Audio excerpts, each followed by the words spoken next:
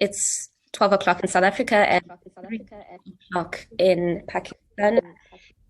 Very good afternoon to everybody, and thank you for joining us for this press conference with Proteas coach Mark Boucher. A reminder to everybody, please, to remain muted and to please indicate on the chat panel if you would like to ask a question. We'll start with Khalid H. Khan, followed by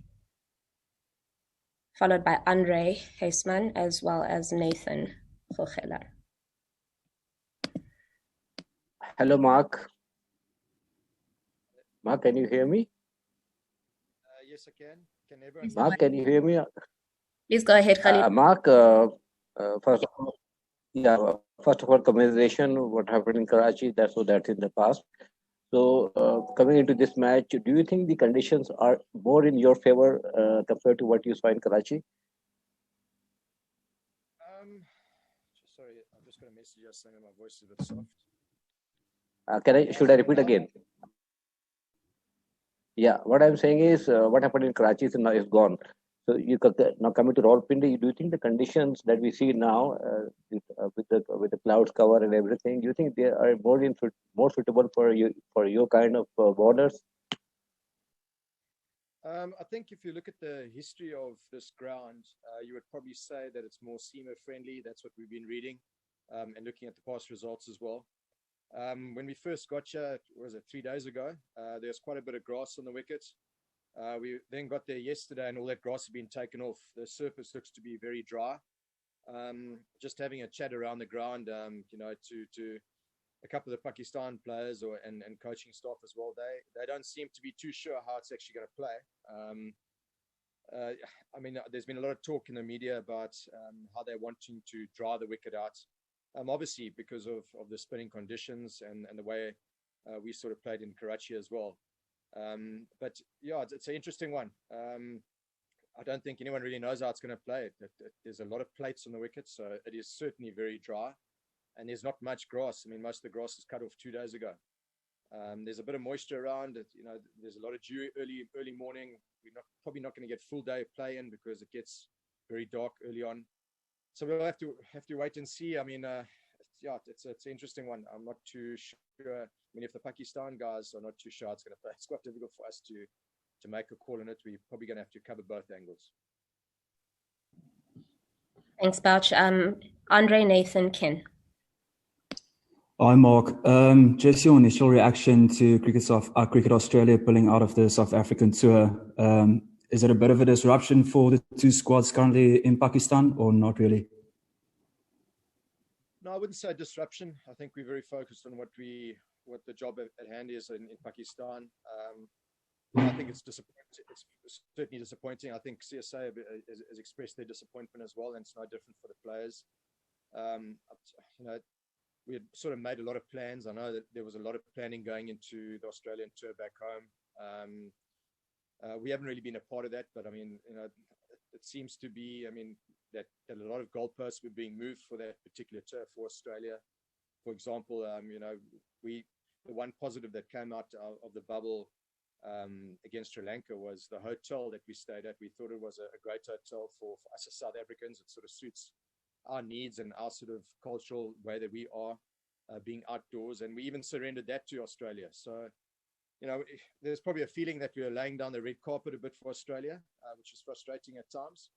After all of that, having a look at where it is now and having been postponed, very disappointing and I suppose disruptive with regards to our plans going forward, but certainly won't hamper us in this next test match. I think the focus is on trying to level this test series.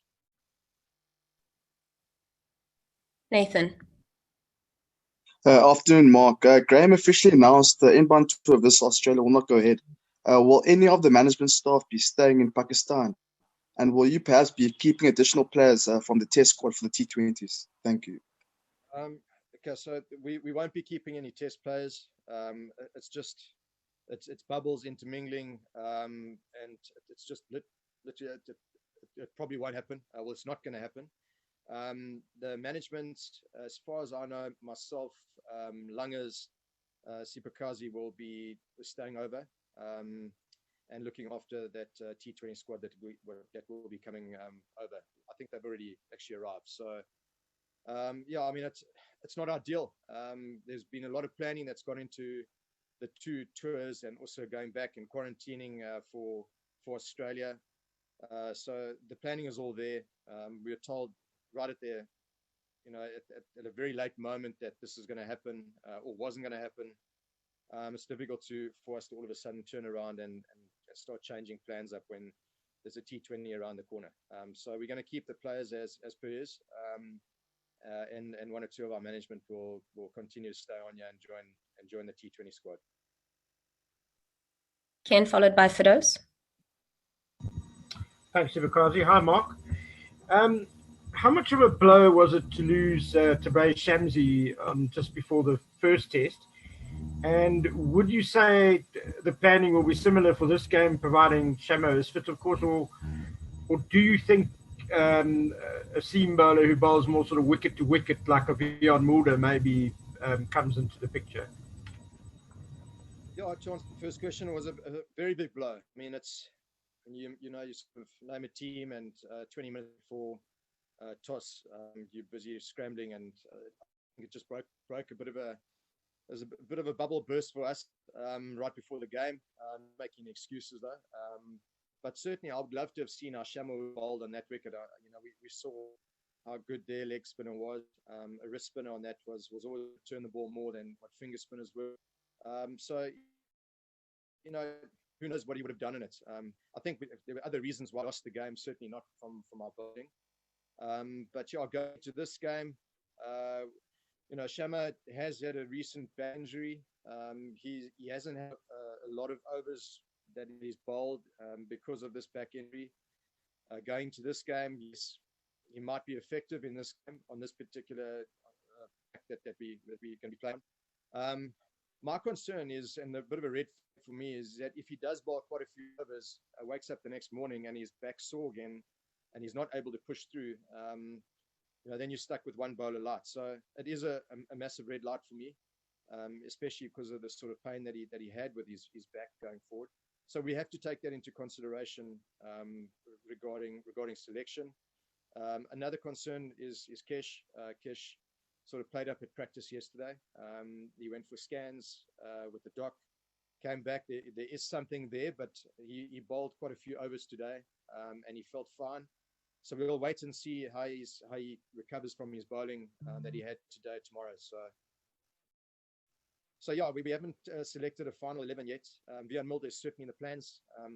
If the wicket is if there's a lot of cracks and puzzle pieces, like I said, there was in this particular wicket, it might be up and down. So a guy who's able to hit good areas for long periods of time is always going to be difficult to play. So yes, certainly he is in the running.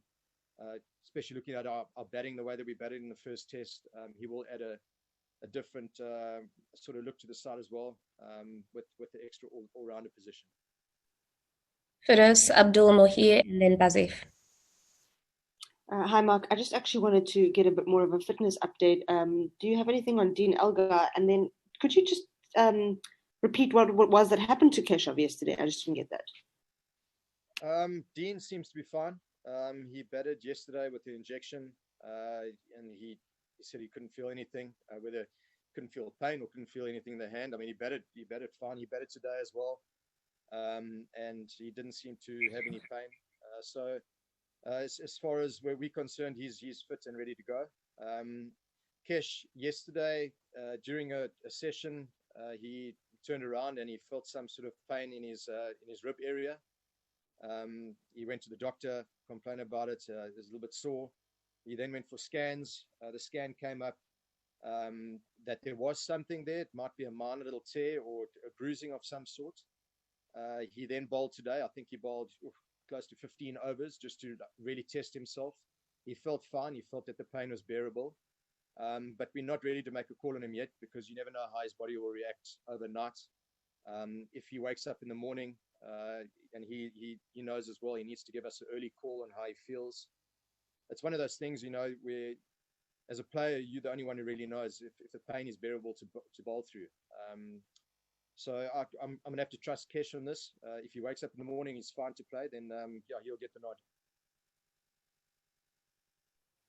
Yeah, this is Abdul Mohit Shah from the news here. My question is about your betting lineup. It was a bit suspect in the first innings. So do you think you have got enough time in between two tests to prepare and get ready for the Pakistan spin bowling? Since this pitch is a bit different what we have seen in the recent past. It is more like a slow track, and possibly it will spin more than it usually did in the past. So how you would see the coming test, especially the last 3-4 days?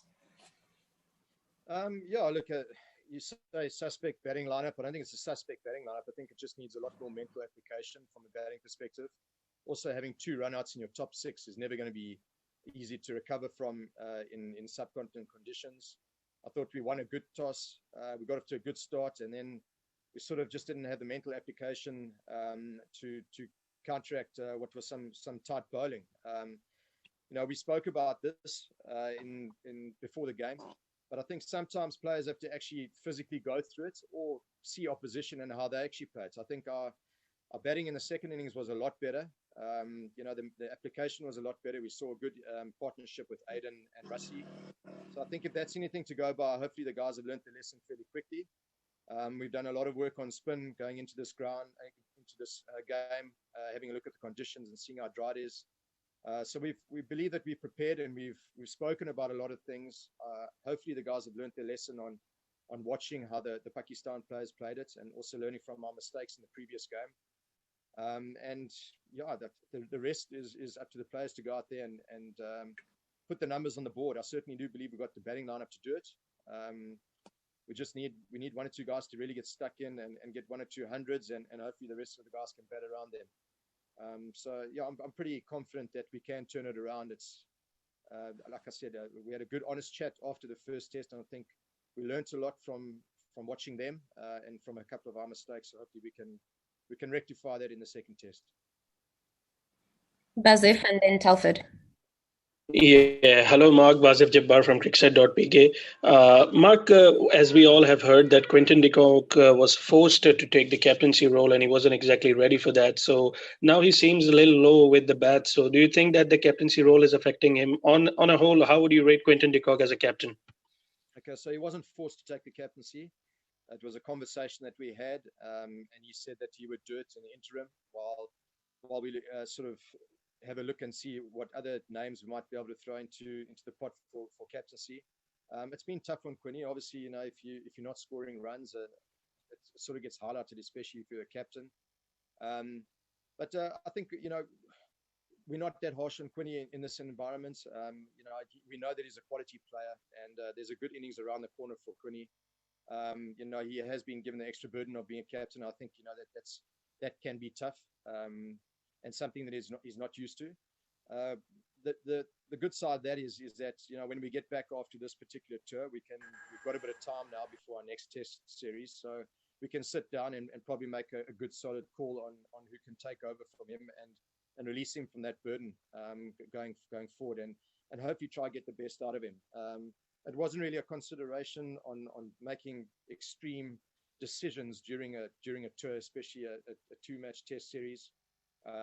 Especially now, I don't think it's time for panic. I think it's time for us to sort of get closer as a unit and make some good solid calls and hopefully understand that if the guys put out the performances, then we'll be in a better position to win test cricket. So it's difficult to just put it all on one person, and especially as a talent like Quinny being a captain. It's not his fault that we're in this situation 1-0 down at the moment. It's just some very poor cricket on day one that I think is the reason why we 1-0 down at the moment. How's it, Mark? I think the general view is that your preparation for the first test was very good. Lots of people have said so, and I think Rassie the other day said, "Damn, we just didn't follow the preparation." So did you prepare differently this time, or what did you do to try and avoid the same thing happening? No, we didn't. We prepared, as I said just now. I think sometimes you can talk to players and we can give them as much information as we can. Bottom line is that, what is experience? Experience is actually sometimes physically going out there and experience it for yourself. We spoke about the patience that you need, the different mental approach, the fact that the run rates are not going to be at 3.5, 4 is what we used to in South Africa. The fact that when you defend, you've got to defend with a lot of intensity. So we spoke about all these things. I think we came short, and like I said, the 2 runouts didn't help us in the first innings. But then watching them play, especially day 2, I think the guys sort of realized, okay, well, what we spoke about, it's happening right in front of us now. So we sort of understand how you have to go about batting in the subcontinent. So I think, as we saw in the second innings, of day 3, we lost a couple of wickets, which didn't help the cause. If we didn't lose those couple of wickets, I thought we would have been in a fairly good position in that game. But yeah, that didn't happen that way. But I just look at the way that the guys have been practicing now. There's a lot more care on keeping their wicket. There's a lot more intensity when they defend. Not so many shots in the nets, all that type of stuff. So I think the mental preparation going into this game has been good because they've actually witnessed it and seen how Pakistan have actually played and how to put a big score together. So I think the learning sometimes, you can talk as much as you can. They've actually sometimes got to see it to believe that that's the way of going about building innings in subcontinent conditions. Thank you. Final question, Ken. Thanks, Vikazi. Mark, you've mentioned the batting, of course, and I guess there was on that third morning, I think it was when the bowling would have been a bit disappointing. But what did you think of the fielding? They just seemed to lack a certain, normally the Proteas, there's like an intensity in the field that puts pressure on the opposition in itself, never mind the bowling. Ken, I'll be honest with you, I thought it was there towards the end of day 1 when we picked up 4 wickets. It was certainly there the next morning. It tends to happen when you have a long partnership. It sort of breaks down a fielding side. We had a couple of opportunities, albeit sharp opportunities. You take 1 or 2 of those, we might have been in a very good position. And it's something that we have spoken about. No one drops catches on purpose, but that can be the changing of a game. We've just witnessed it now in Australia against India as well. If you don't take those sharp opportunities, you're up against it. So I think, we did speak about in the beginning, the intensity was there in the field throughout the second day when we were building a bit of pressure. I think it was there as well. Day 3, you rightly say that the sort of the floodgates opened a bit. I don't think we bowled well at all, especially with having them going at 1.5, 2 runs and over, and then the first 6 overs we went for 45 runs, which is totally against the sort of run rates in the entire game. So I think that's when maybe we were a bit slack. I don't know if it shouldn't be fatigue. I think it was more just the position that we're in, and maybe the guys going, yeah, we've actually let it slide here because we had this game, and they've sort of got a bit of they've got ahead of the game at the moment. So yeah, I think we have spoken about the fielding and taking those 1 or 2 opportunities. I don't think the intensity was too bad, other than the morning of the third day. Thanks very much, everybody, for joining us. The presser will be available on link in the next couple of minutes. I'll send it through. We'll see you tomorrow. Thanks, Mark. Good luck. Thanks, Vikazi.